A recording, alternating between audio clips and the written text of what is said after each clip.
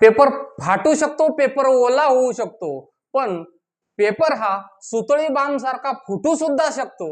अहो इथं या पाऊस लेट झाला तर ढेकळं फुटना शेतातले, आणि आपल्या टीईटीचाच पेपर फुटला, दिवसभर फुटला फुटला फुटला, मोबाईल फुटायची वेळ आली, पण या बातम्या काही संपना झाल्या की टीईटीचा पेपर फुटला।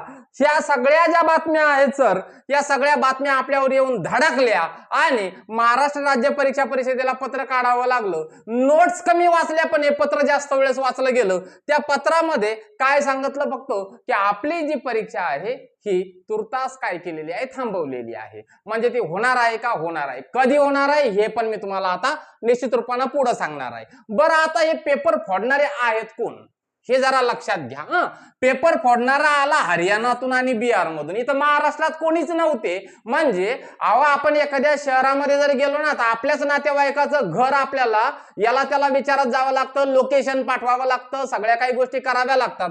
आणि या हरियाणावाल्याला आणि बिहारवाल्याला आपले टीईटीचे पेपर कुठं ठेवलेले आहेत ना हे बरोबर माहिती पडलं। नेमकं कसं काय, सगळ्यात मोठा प्रश्नचिन्ह हा आहे सर। त्यानंतर लगेच आपले सगळे विरोधक मंडळी आहेत ना, या विरोधक मंडळींनी टीका करायला फक्त तेवढी सुरुवात करून दिलेली आहे। बरोबर, म्हणजे टीका करायला कोणीच सोडत नाहीये, इथं कमतरता कोणाचीच नाहीये। फक्त काय आहे की इथं लोक पाहिजे हरियाणाचे आणि बिहारचे आमचा पेपर फोडण्यासाठी। त्यानंतर या पेपर फुटीतून त्यांना मिळवायचे होते सर 1.5 कोटी रुपये। किती मिळवायचे होते? 1.5 कोटी। कोणाकडून घ्यायचे होते? आपल्या लोकांकडूनच घ्यायचे होते। असे आमिष देतात आणि असे जे उद्योग सुरू झालेले आहेत आपल्या महाराष्ट्रामध्ये की ज्याला आपण छत्रपती शिवाजी महाराजांचा महाराष्ट्र म्हणतो, या महाराष्ट्रामध्ये जर असे लाजिरवाणे प्रकार जर व्हायला लागले तर मग आपला महाराष्ट्र त्याबद्दल नक्कीच विचार करण्याची वेळ आलेली आहे की काय नेमकं हे होत चाललेलं आहे। आमच्या जी मुलं होती नुकताच नीटचा पेपर फोडला होता सर, आमच्या मुलांचा नीटचा पेपर फोडला आणि आता आमचाही काय केला, टीईटी फोडून टाकला। म्हणजे नेमकं करायचंय काय, एक तर परीक्षा लादायची तर लादायची सुद्धा, आणि मग मात्र तुम्हालाच काय आहे की पेपर जर सांभाळता येत नाहीत, एवढी साधी गोष्ट आहे।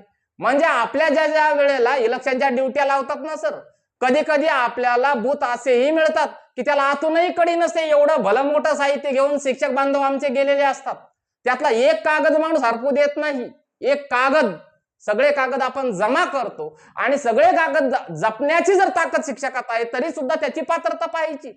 मग जर समजा शिक्षकाच्या पात्रतेवर प्रश्नचिन्ह असेल ना तर आपल्या पात्रतेबद्दल पण बोला सर, हो की नाही? म्हणजे यांनी यांच्या पात्रता या सिद्ध करून दाखवण्याची वेळ आलेली आहे। हे पकडले, आता हे खरे हिरे आहेत की नाही हे काय माहिती, कारण हे आले बिहारवरून आणि हरियाणावरून, हे खरे हिरे आहेत की वेगळा हिरा कोणी आहे हेही नक्कीच पुढे नक्कीच आलं पाहिजे। फार मोठं आंदोलन या विद्यार्थी संघटनेनं लगेच महाराष्ट्र राज्य परीक्षा परिषदेच्या समोर सुरू केलं आणि या ज्या उपायुक्त मॅडम आहेत यांनी स्पष्टीकरण सुद्धा दिलेलं आहे, खूप सारं स्पष्टीकरण त्यांनी दिलेलं आहे। म्हणजे काय की तुम्हाला पेपरची फी पुन्हा भरावी लागणार नाही। काय एकदा घेतली म्हणजे 1000 बाऱ्या घेणार आहात की काय आमच्याकडून? मग एकतर पेपर झाला नाही, आमच्या हातात पडायच्या अगोदरच फुटला, त्यावरती सगळे QR कोड वगैरे स्कॅन केलेले होते म्हणतात, आपल्याकडून जर व्हायरल झाला तर कोणाचा गेला हे माहित पडणार होतं। मग आता नेमका पेपर गेला कोणाचा व्हायरल, तोही एक प्रश्नचिन्हाचा विषय आहे। त्यामुळे आता काही प्रश्न नक्कीच आपल्याला पडलेले असतील, वेगवेगळ्या व्हिडिओमधून तुम्ही ऐकलेलंही असेल, पण काही गोष्टींवर चर्चा करणं खूप खूप गरजेची आहे सर। तर फक्त शिक्षकांचीच पात्रता तपासणं गरजेचं आहे का?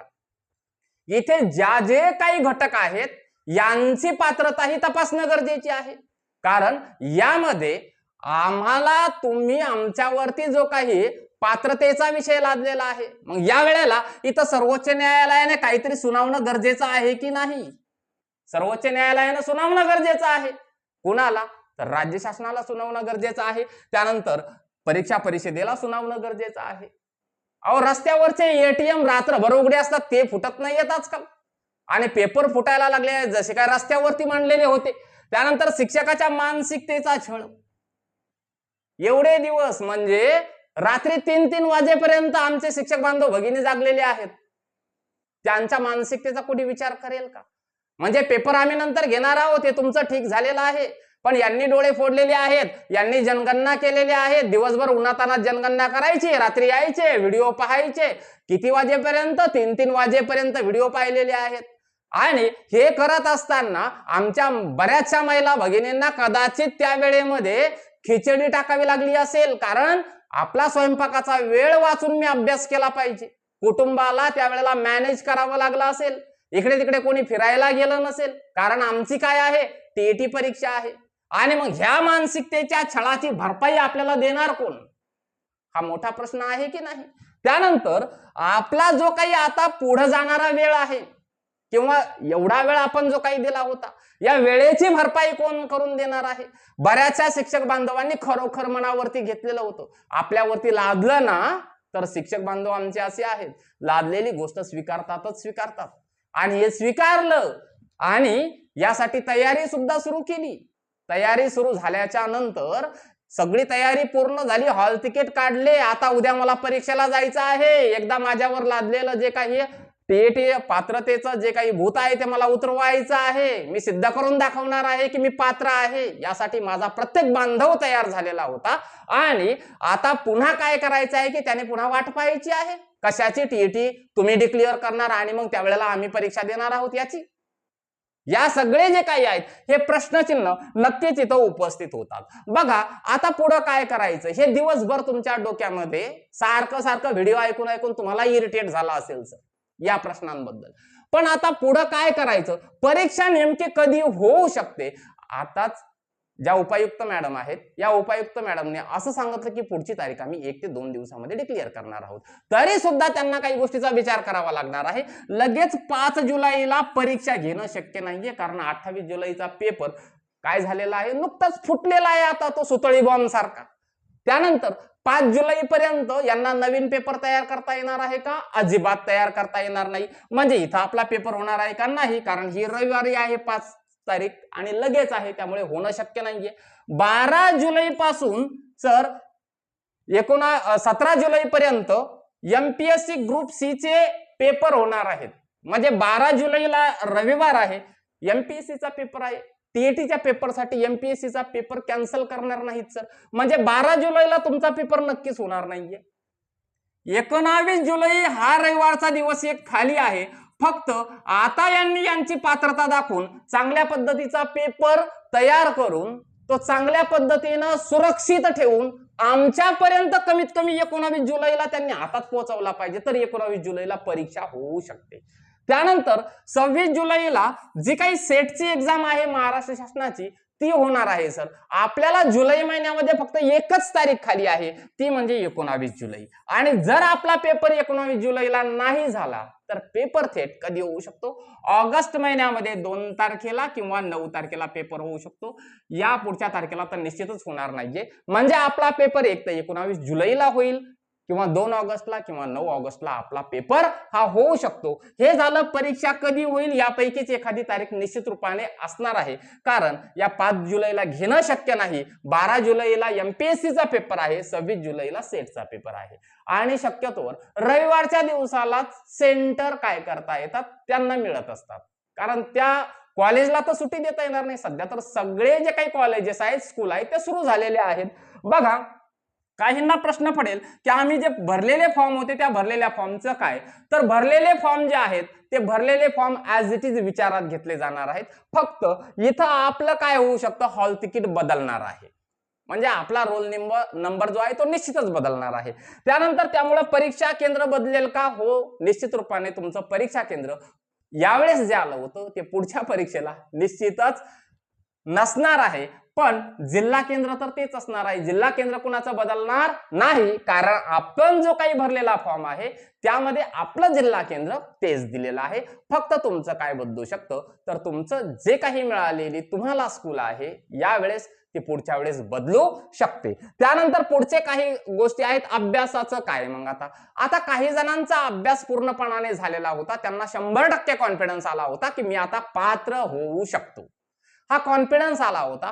अशा लोकांना खूप याचा मनस्ताप झालेला आहे सर, कारण प्रत्येकाला काय वाटत होतं की माझा आता अभ्यास झालेला आहे, एकदा आता उद्या मी पेपर देऊन आलो ना ते सारखं सारखं मोबाईल धरून बसायचं काम नाही, डोळे दुखले हो. मोबाईल पाहू पाहू किती वेळ बघणार आहे तुम्ही तरी मोबाईल, कारण आपले वय सुद्धा 50, काहींचं 52 वर्ष म्हणजे 40+ गेलेले आहेत बरेचसे आमचे बांधव. त्यामुळे डोळ्यांचा त्रास निश्चित रूपाने होतो, यामुळे झोपही कमी होते, आरोग्यावर परिणाम होतो. आपण काही गोष्टी पॉझिटिव्ह घेणं गरजेचे आहेत. आपल्याला थोडासा वेळ मिळणार आहे सर. आता हा वेळ जो आहे, कारण आता काय आहे आपल्या हातामध्ये तर काहीच राहिलेलं नाहीये. ज्या वेळेला ही परीक्षा कंडक्ट होईल त्यावेळेला परीक्षेला जावंच लागणार आहे.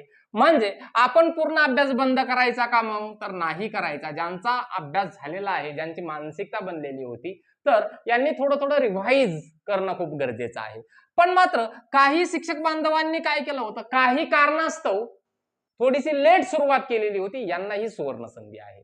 म्हणजे त्या शिक्षक बांधवांना आता कमीत कमी आपल्याला समजून जायचं की मिनिमम आपल्याला 20 दिवस ते 1 महिना जो आहे 30 दिवस एवढा वेळ आपल्याला मिळणार आहे आणि एवढ्या वेळेमध्ये तुम्ही तयारी करू शकता. त्यामुळे तुमच्यासाठी, ज्यांनी तयारी केली नव्हती त्यांच्यासाठी ही काय आहे, पॉझिटिव्ह गोष्ट आहे. त्यामुळे त्यांनी निश्चितच या वेळेचा फायदा घ्यावा आणि ज्यांचं झालेलंच आहे त्यांनी रिव्हाइज करा, दुर्लक्ष करू नका, कारण यामुळे काही तोटाही आपला होता कामा नये हे सुद्धा खात्रीशीर बघायचं आहे. त्यामुळे आणि जे काही आपले स्टेट बोर्डाचे वगैरे कंटेंट वाचायचे राहिले असतील ते या वेळेमध्ये आपण करणं गरजेचं आहे सर. बघा, अशा ज्या काही घटना आहेत, या घटना जर महाराष्ट्रात वारंवार होत असतील तर हे वारंवार होणं योग्य आहे का, हा सगळ्यात शेवटचा आणि महत्वाचा प्रश्न आहे. या प्रश्नांबद्दल तुम्हाला काय वाटतं हे कमेंट करून निश्चितच सांगा आणि व्हिडिओला लाईक करा. चॅनलवर नवीन असाल तर सबस्क्राईब करायला मात्र विसरू नका. भेटूयात पुढच्या व्हिडिओमध्ये. तोपर्यंत जय हिंद, जय महाराष्ट्र.